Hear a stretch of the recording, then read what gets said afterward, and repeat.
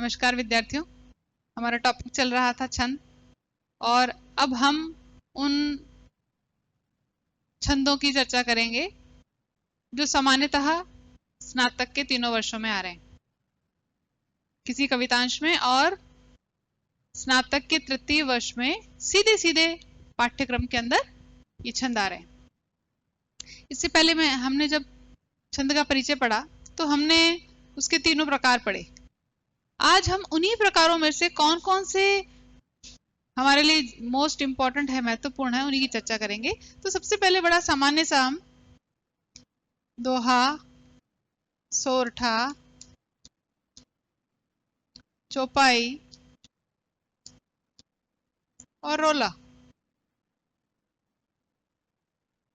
ये चारों तृतीय वर्ष में तो सीधे पाठ्यक्रम में हैं और प्रथम और द्वितीय वर्ष में काव्यांश के अंतर्गत आते हैं। हमने इनके बारे में कक्षा 12 में भी पढ़ा होगा, उनसे कुछ आगे पढ़ेंगे। सबसे पहले बात करते हैं हम बड़ा आसान सा और हमारा जाना माना दोहा। आपने कबीरदास जी के, रहीम जी के दोहों का अनुशीलन किया हुआ है, बिहारी जी के दोहे आपने पढ़े हैं, तो आप बड़ी आसानी से पहचान लेंगे। खास बात है उसमें मात्राएं लगना और नियमों का ध्यान रखना। कि दो ही चीज है जो आपको अंक दिलाएगी।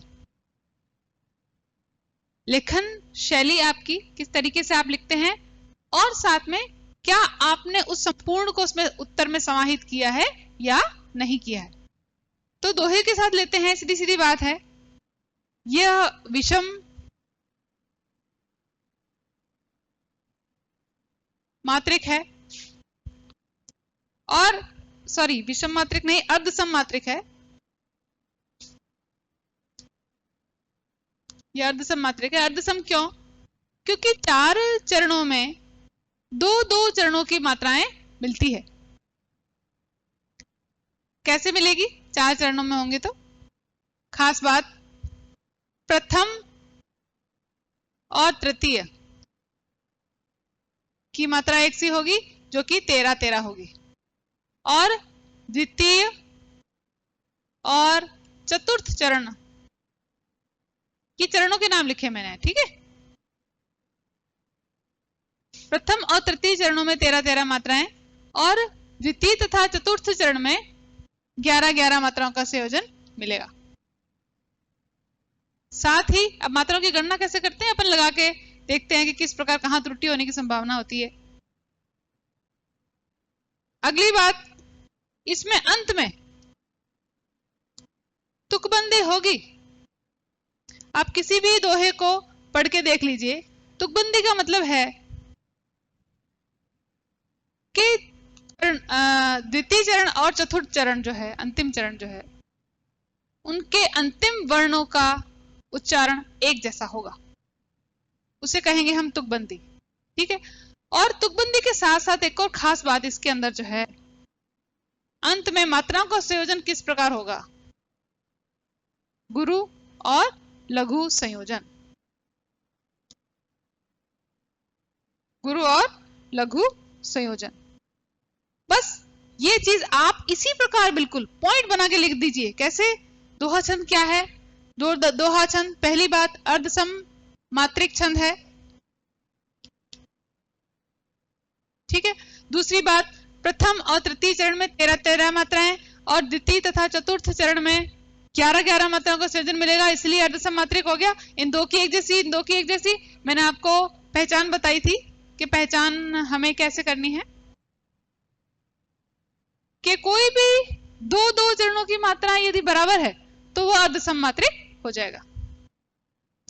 खास बात, अंत में गुरु और लघु मात्रा का संयोजन और साथ में तुकबंदी।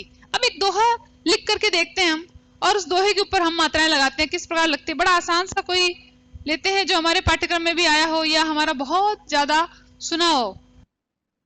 हम जब बिहारी सत्सई पढ़ते हैं तो उसका प्रथम दोहा मुझे याद है और हम उसी दोहे को लेकर के चलते हैं। मेरी भव बाधा हरो।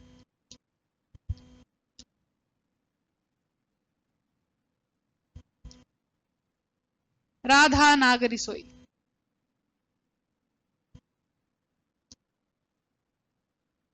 राधा नागरी सोए, जातन की झाई परत, जातन की झाई परत, शाम हरित द्युति होए, शाम हरित द्युति होए। मैंने आपको बताया था जो दीर्घ मात्रा वाले वर्ण हैं उनमें मात्रा गुरु लगेगी, और जो लघु मात्रा वाले स्वरीय व्यंजन हैं उनमें लघु मात्रा लगेगी। साथ में मैंने आपको ये भी बताया था कि अनुस्वार और विसर्ग जहां पर आते हैं वहां गुरु मात्रा है, और चंद्र बिंदु जहां पर आता है वो वहां पर आपकी लघु मात्रा है। साथ में यदि कोई आधा व्यंजन आ रहा है तो उसके बाद वाले व्यंजन पे दो मात्रा, उससे पहले वाले व्यंजन पे दो मात्राएं लग जाएगी, यानी उसकी कोई मात्रा नहीं है। अगर पहले एक ह वर्ण आया है पहले वाले अक्षर में मह, और अंत में ज्योति,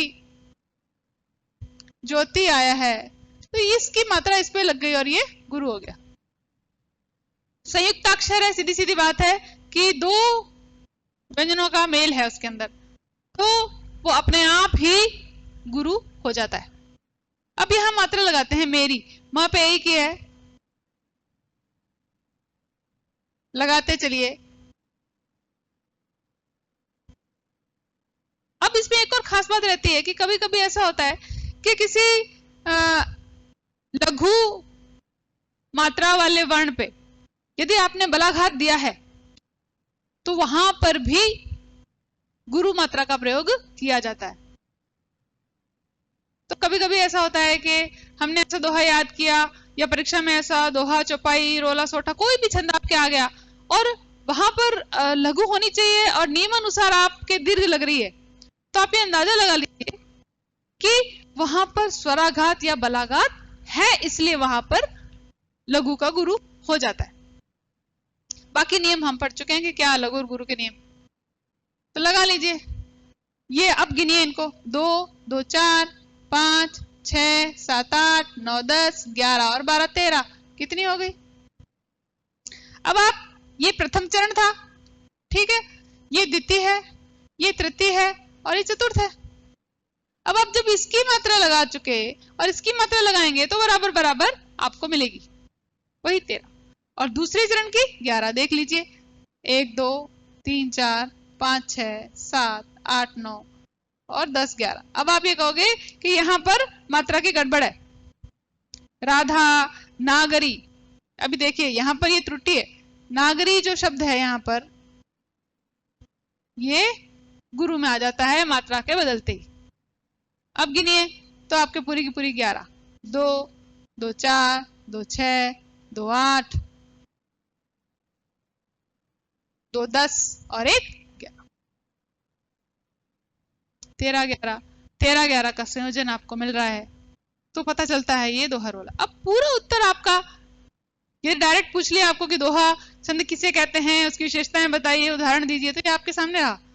ये दोहा छंद अर्धसमात्रिक छंद है, इसके प्रथम और तृतीय चरण में और द्वितीय चतुर्थ चरण में मात्राएं बराबर बराबर है। प्रथम तृतीय में 13 13 और द्वितीय चतुर्थ में 11 11 का संयोजन है। अंत में तुकबंदी है तथा अंतिम चरण के अंत में, और अंतिम चरण का अंत, ये देखो, इसका अंत देख लीजिए, इसका अंत देख लीजिए, इसका और इसका अंत देख लीजिए। यहां पर देखिए हो य, इसमें और इसमें, यानी अंतिम अंत में आपको खाली अंत का ध्यान है, क्योंकि अंत में अगर है तो इसमें अपने आप ही हो गया, वहां पर तुकबंदी और गुरु लघु का संयोजन, बस इतना। उसके बाद यदि हम सोरठा पढ़ते हैं, बिल्कुल इसका आप उल्टा कर दीजिए। कैसे उल्टा करेंगे? अर्धसमात्रिक तो है ही ये भी, इसके प्रथम और तृतीय में 11 11 मात्राएं और चतुर्थ में और द्वितीय में 13 13 मात्राएं, अंत में तुकबंदी नहीं, उसमें नहीं मिलती। अब ये संयोजन कैसे देखें, इस संयोजन को वहां पे ध्यान देने की आवश्यकता ही नहीं आपको। आप छोटा सा एक उदाहरण लीजिए और बड़ा अच्छा सा। एक सोरठा मैं आपको सुनाने जा रही हूँ। मतलब री मनुहार, राजिए के दूजे आपने भी पढ़े होंगे। मतलब री मनुहार चुपके लावे चूरमो। मतलब री मनुहार चुपके लावे चूरमो।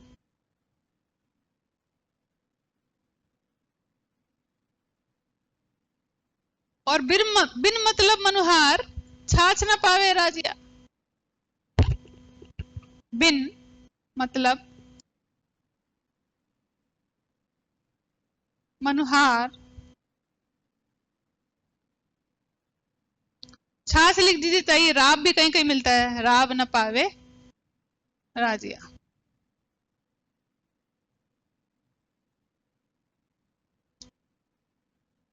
देखिए तुकबंदी नहीं है, नहीं है ना।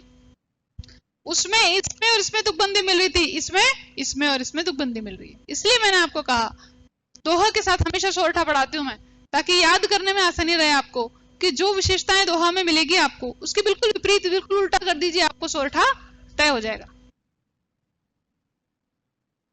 इसमें भी अगर आप मात्रा लगा के देखेंगे तो आपको संयोजन मिलेगा, प्रथम और तृतीय में 11-11 और द्वितीय चतुर्थ में 13-13। अगले छंद को देखते हैं। चौपाई और रोला बड़ा आसान सा है।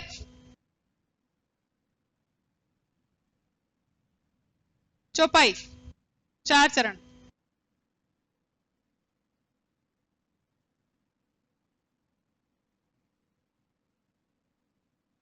ये 2 चरण और 4 चरण आपको याद करके रखने पड़ेंगे कि किस के अंदर 2 चरण आते हैं और किस छंद के अंदर 4 चरण आते हैं, उनको आपको याद करना पड़ेगा, है ना। बड़ी सीधी सादी सी पंक्ति हमने रामचरितमानस की देख, साथ में विशेषताएं भी देखते चलेंगे। 4 चरण हो गए, प्रत्येक में 16-16, इसलिए इसको अपन क्या कहेंगे। अब देखो प्रत्येक में मात्राएं बराबर बराबर है, प्रत्येक चरण, इसमें चरण जो है 4 हैं और प्रत्येक में 16-16 मात्राएं हैं। अब 16-16 की जगह अगर 15-15 होती तो चौपाई हो जाता। चौपाई का वो चौपाई है, और एक और छंद आपको मिलेगी चौपाई नाम से। जो चौपाई है उसमें बस एक मात्रा चौपाई से कम है, और वो भी सममात्रिक कहलाएगा। क्यों कहलाएगा? क्योंकि उसके सभी चरणों में मात्राएं समान है। तो ये भी सममात्रिक है और ये भी सममात्रिक है, सिर्फ इतना ही है कि इसके प्रत्येक चरण में 16-16 मात्राएं हैं और उसके प्रत्येक चरण में आपको 15-15 मात्राएं मिलेगी। साथ में दोहे से कुछ मिलता जुलता है। क्या दोहे से मिलता जुलता है? अंत में गुरु लघु संयोजन नहीं आता। उसमें क्या था? होगा ही, और इसमें बिल्कुल उससे अलग नहीं होगा। बस याद करना आसान है। उदाहरण लिखिए और उदाहरण के आधार पर आप मात्रा लगा करके देख लीजिए। रघुकुल रीति सदा चली आई, बड़ी आसान से, प्राण जाए पर वचन न जाए। रघुकुल रीति सदा चली आई,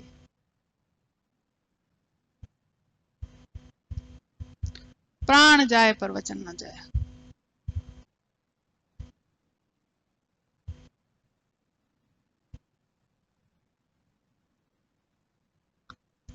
इसके चारों चरणों में तुकबंदी मिलेगी। उसमें क्या था? 2-2 में तुकबंदी मिलती थी दोहा में, सोरठा में भी सिर्फ पहले और तृतीय में मिलती है ना। लेकिन यहां पर आपको चारों चरणों के अंत में संयोजन क्या मिलेगा? गुरु गुरु का हमेशा, और गुरु लघु का कभी भी नहीं मिलेगा। ये खास पहचान है, इसका संयोजन कभी नहीं मिलेगा और इसका संयोजन हमेशा मिलेगा। मात्राएं गिनेंगे आप, 16-16 मात्रा इसमें लगा सकते हैं बड़े आराम से, और 16 मात्रा गिनते ही आपका चौपाई छंद हो जाता है। अब रोला पे आते हैं। रोला छंद 24-24 मात्राएं, बड़ी आसानी से पहचानेंगे आप, सममात्रिक है। चौपाई के जैसा ही, जैसा वो सममात्रिक था ये भी सममात्रिक है। हम एक उदाहरण देखते हैं और उसके आधार पर मैं आपको बताती चलती हूँ। खास बात और भी है, 24-24 मात्राओं के साथ 11 और 13 पर यति आती है, यति यानी विराम। ये साथ में एक इसकी विशेषता है, 11 और 13 पर यति मिलेगी आपको देखने में। उदाहरण देखिए, आपने गुप्त जी को पढ़ा होगा अगर, तो नीलांबर परिधान हरित पट पर सुंदर है, सूर्य चंद्र युग मुकुल में एक लाल रत्ना करे। अगर ये आपको याद हो तो बहुत अच्छी बात है। ये मुझे तो सबसे आसान लगता था, इसलिए जब से मैंने छंद पढ़ा था तब से लेकर आज तक मुझे इसकी विशेषताएं कभी भूलती नहीं। बिल्कुल 24-24 मात्राएं और 11-13 पर यति। तो इस हिसाब से कौन सा बन गया, ये कौन सा मात्रिक है, कौन सा अर्धसम मात्रिक है, कौन सा विषम मात्रिक है, ये चीज पहले से याद कर लीजिए और सारणी बना लीजिए। और सारणी के साथ यदि इसको याद करेंगे तो आपके लिए बड़ा ही आसान हो जाएगा। नीलांबर परिधान हरित पट पर सुंदर है,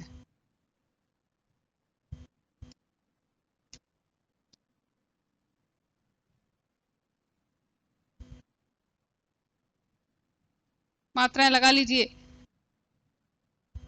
ये आधा जो अक्षर है, आधा जो वर्ण है, इसकी मात्रा इसके ऊपर लग जाएगी। मैंने आपको बताया दूसरे वाले के ऊपर नहीं, इसलिए ये भी गुरु गुरु लघु लघु लघु लघु गुरु लघु लघु लघु लघु लघु लघु लघु लघु, और इसकी मात्रा इस पे लग गई तो गुरु लघु लघु और गुरु। गिन लीजिए 24 मात्राएं।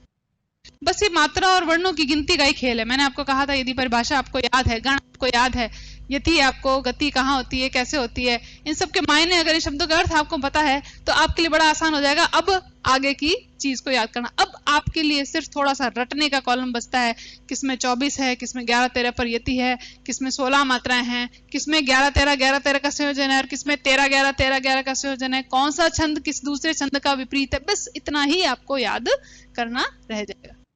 Thank you very much. अगले छंद हम अगली कक्षा में पढ़ेंगे।